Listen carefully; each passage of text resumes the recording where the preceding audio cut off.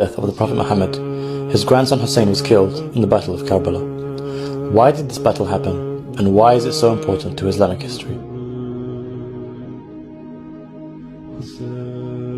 After the fourth Caliph Ali was assassinated in 661, a power vacuum emerged, leading to Muawiyah assuming role as Caliph, despite opposition from part of the Ummah who wanted Hassan, son of Ali, who was the grandson of the Prophet, as the Caliph.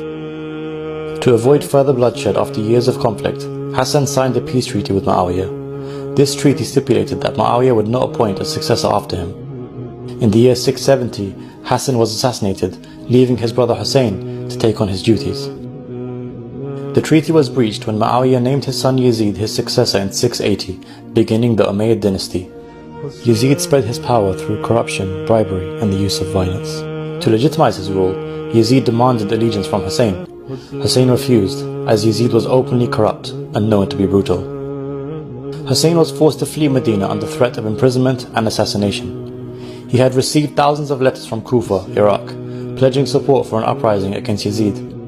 Of his refusal to pay allegiance, he said, "I am ready to fight for the sole goal of seeking the reform of the Ummah of my grandfather, the Prophet of Allah. I want to enjoin good and forbid evil."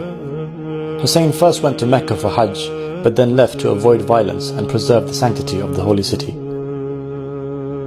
Hussein departed with his family and companions to Kufa. In response to the threat of rebellion from the Kufans, Yazid dispatched the governor to Kufa to quash dissent. This led to thousands of Kufans withdrawing their support under threat of violence. As they approached Kufa, Hussein's caravan was intercepted by a battalion of Yazid's army led by a man named Hur al-Riyahi. A greater army which numbered in the thousands, led by Umar bin Sa'ad, joined him and surrounded Hussein's camp in what is now known as Karbala in modern-day Iraq.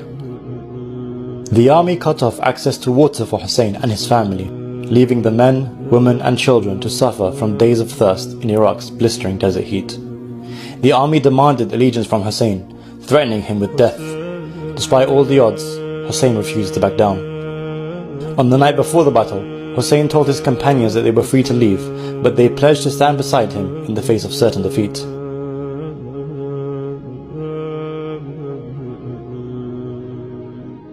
The following morning, on the 10th of Muharram, known as the day of Ashura, Hussein delivered a powerful speech, reminding the opposition that he was still the grandson of the Prophet and that he still wished to leave.